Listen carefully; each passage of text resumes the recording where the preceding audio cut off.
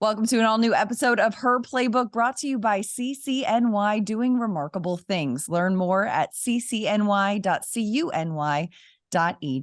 My name is Madelyn Burke, and joining me this week on Her Playbook is Basketball Hall of Famer Nancy Lieberman. Nancy, thank you so much for taking the time today.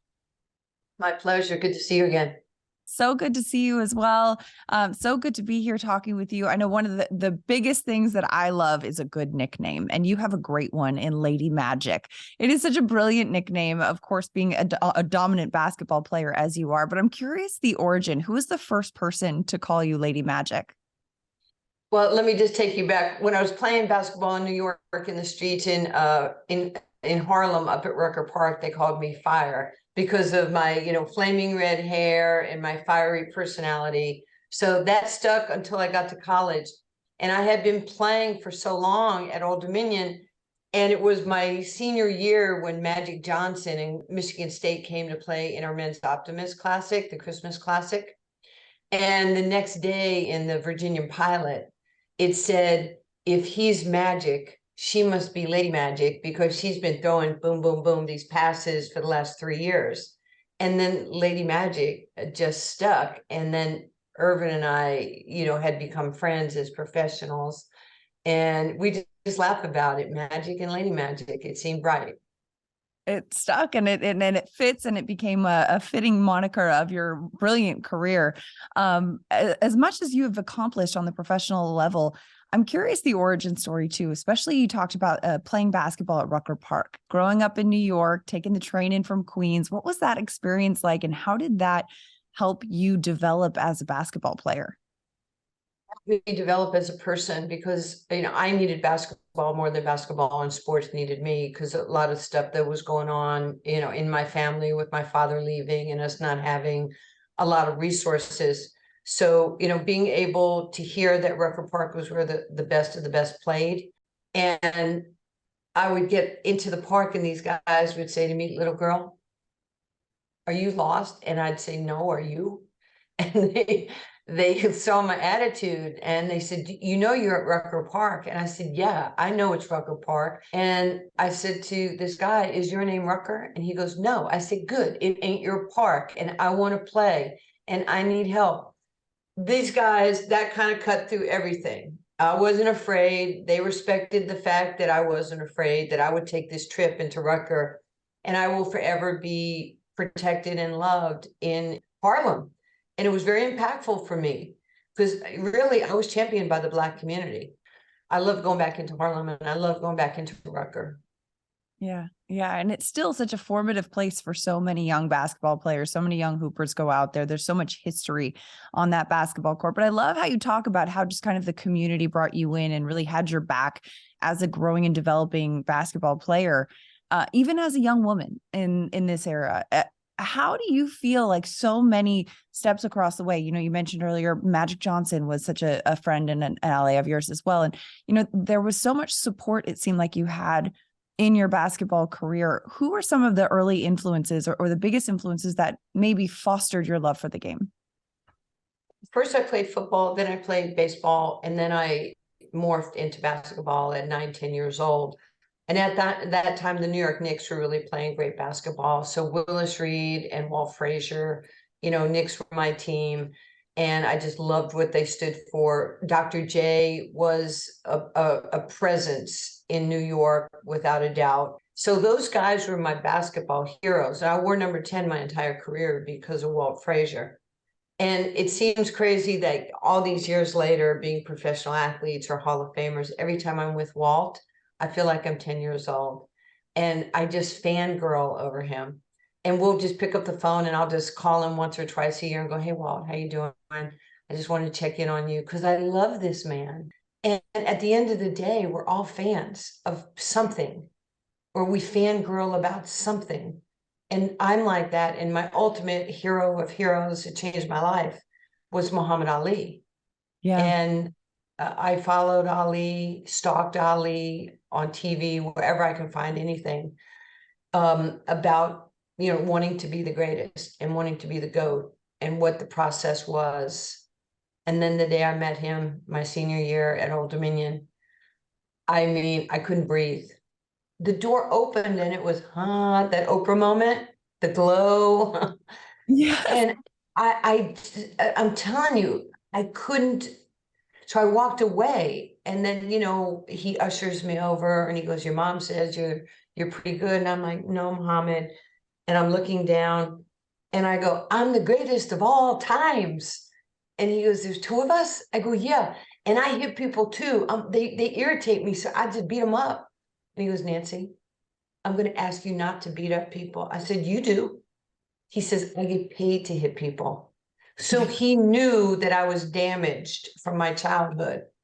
And he put his wing over me, and he never let me go to the day he died. And he knew things about me before I knew things about me.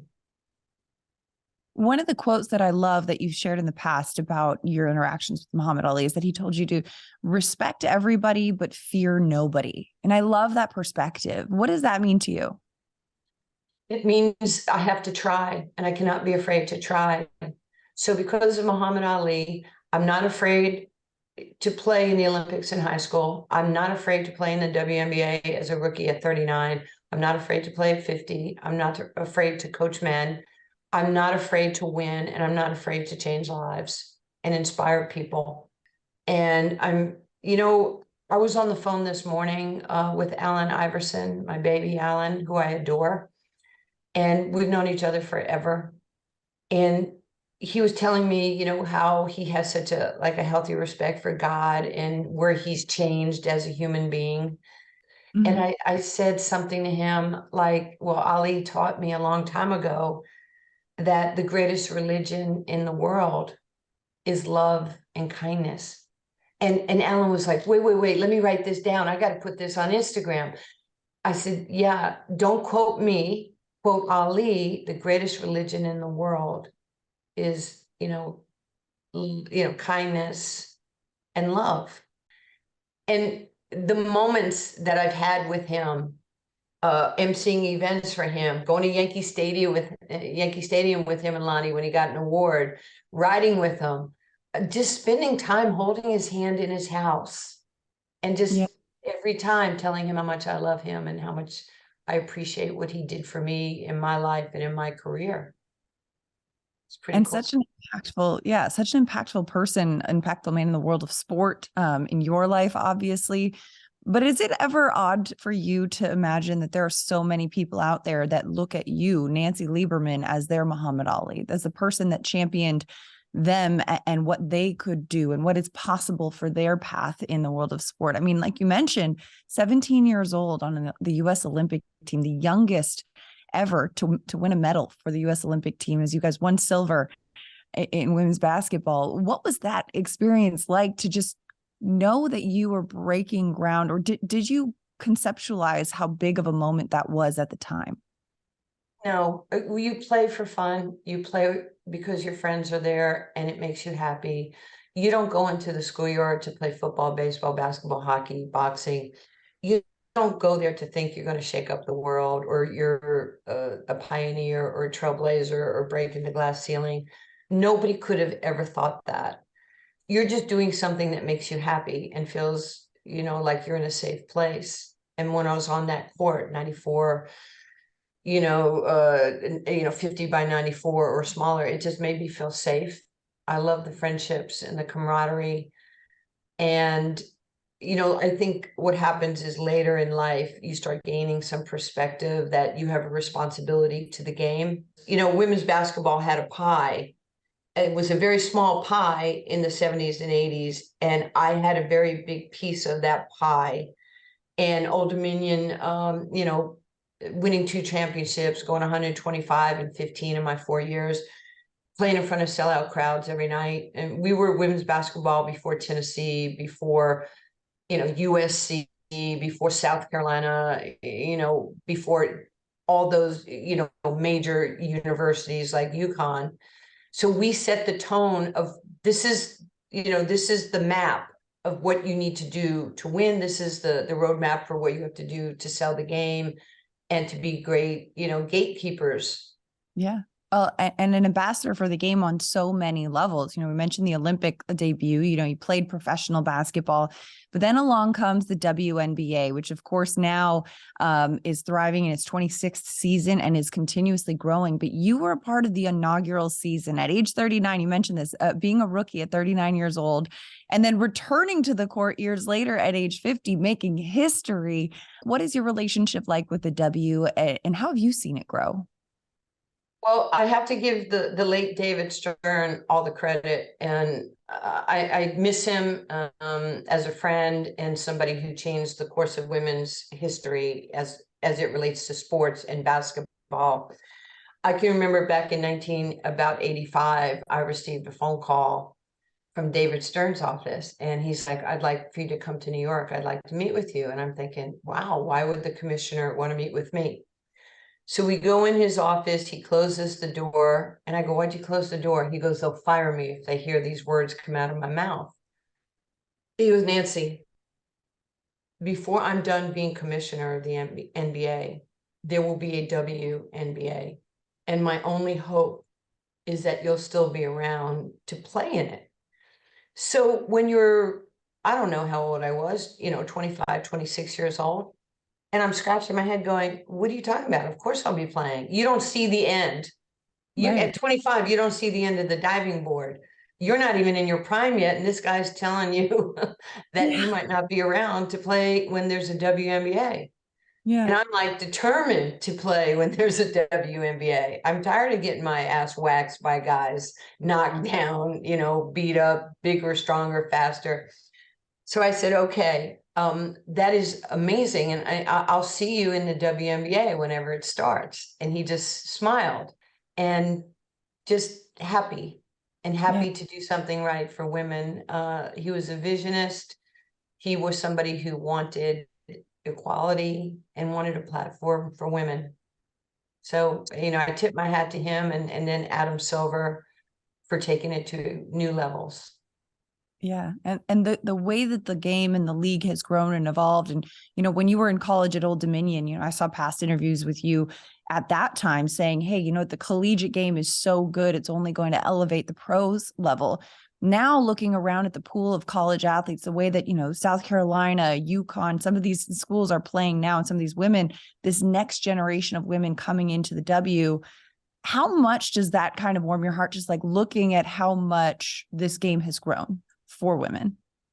Great question, because so many people say, "Are you jealous? Do you feel bad you didn't have this?" I'm like, dude, stop. No, I'm happy for every kiddo in college right now, whether it's Caitlin Clark or Boston or Dawn Staley, what she's doing for her team, Gino, still grinding it out. My friend Tara Vanderveer, what she's doing, and a lot of the new teams like Indiana and people, climbing up the top 25 poll. I'm thrilled for the game. I Yeah. want the game to grow. And if you're mad that it didn't happen for you, shame on you. But just recognize you're a pioneer, just like me. We didn't Yeah. get that type of money. I didn't get paid in college. I didn't get paid to play on the Olympic team. And it's okay. Yeah. I just get to cheer and to promote and advocate for today's player. And I'm a fan. I'm a big fan. And it's just that there's so much forward progress being made in so many different levels. And like you said, we're all fans at the end of the day of just the greatness going on around us in the world of sport. It's one thing that happens oftentimes in for athletes, right? Is transitioning from being an athlete to a coach. For you, you went through that transition. You coached on many levels. You also coached men, and the men's game, especially at a time when, you know, there was not a lot of women making that transition into coaching. What was that like for you? Was it ever a challenge walking into a locker room as a woman? Because sometimes people will say, "Oh, how is that possible that a woman can coach a men's team?" And then you say, "Well, I'm Nancy Lieberman, watch me work." How does that work? You don't come in and say, "This is I'm Nancy Lieberman." Like, that's not my style. But I think I'll use Donnie Nelson, who hired me, with the Texas Legends of the NBA G League, the Mavs affiliate, back in 2010. I had already coached in the WNBA as a head coach and GM with the Detroit Shock. And when I saw Donnie in 2010 at like 7 in the morning, it was fate. I'm putting mail in a blue box in front of a Starbucks. He's walking out with Rolando Blackman. And in my mind is going, wow, he must have hired Roe as his head coach for this new team. And he goes, hey, sis, sweet talk. And then it's like, hey, is your number still the same? And I go, yes. And he called me the next day. He goes, I went home and I saw my wife and my daughter, and we're going through a checklist. And he goes, maybe the best man for the job is not a man at all. He says, you checked every box. You've played in men's minor leagues in the USBL for 2 years. You played for the Lakers. You played for Pat Riley. You played for the Jazz and Frank Layton.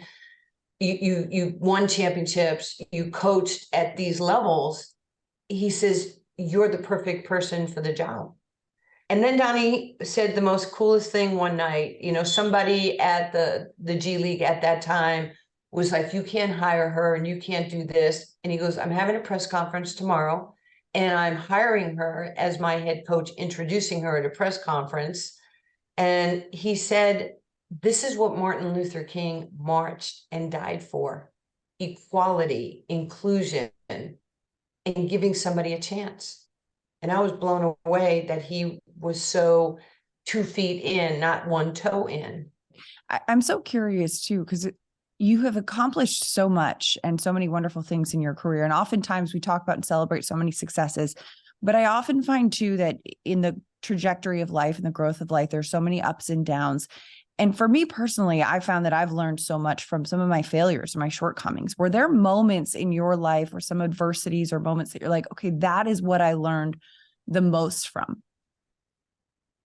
I've learned from every misstep. I am so far from perfect. People have played through my mistakes. I can tell you this, that I've always shown up. I've never been afraid of the competition or the moment. Maybe I wasn't, when I was younger, as tactful as I should have been. I was hard on my teammates because I wanted to win so bad, because selfishly I needed to win. And I didn't want them to play at a level of mediocrity. And I can go back and tell you, maybe 10, 15 years ago, I called pretty much every one of my teammates in college and said, hey, I'm sorry if I was so tough on you in practice. So I think probably being a little bit softer, kinder, gentler would have, when I was younger, I had probably 1 tool in my toolbox, and it was a hammer. Some people got hit. But it worked, right? It got the job done. And, at the end of the day too, all we can be is ourselves and stick to that and authentically, or as authentically as we can.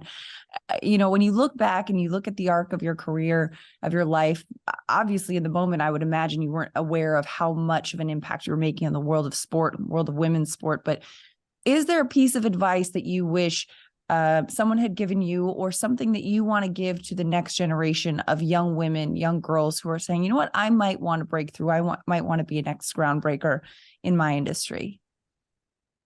Yeah, I do want women to be groundbreakers. I want them to be groundbreakers in attendance, in ratings, in, one day the W having a full schedule here in the United States, so you can stay in your market, you could grow your team. I want young women to be owners of WNBA or NBA teams. I want them to, there's such an incredible roadmap right now of athletes that are, buying pickleball teams or buying, soccer teams. I can guarantee you that my friend LeBron James did not think he was going to be an owner of maybe Boston Red Sox or, a soccer team, when he was 16, 17, 18 years old. And here he is as a billionaire. I'm sure, Michael Jordan didn't think, he was going to be a multi-billionaire. But, if you are surrounded by the right people and the networking and the fact that we're put in places now, there's this, kind of cross-pollination of athletes and business people and tech companies. And you're seeing right now, the Sue Birds of the world and Sabrina Nescu and more women. We shouldn't be one-offs. Mm-hmm. We should be, and don't let me forget, Becky Hammond. Like I saw a player when she got hired that she was making $1 million. I can't believe she's making $1 million. Do not say that. We need to applaud the fact that she's going to bring player salaries up. She's going to bring coaches' salaries up. I'm really proud of Becky Hammond. And she's changing what it looks like for us financially. Nancy Lieberman, thank you so much for sharing your story with us today on Her Playbook. It was such a treat and such a pleasure to chat with you. Thank you so much for having me. Such a treat. Nancy Lieberman joining Her Playbook, brought to you by CCNY, doing remarkable things. Learn more at ccny.cuny.edu. I'm Madelyn Burke. We'll see you next time.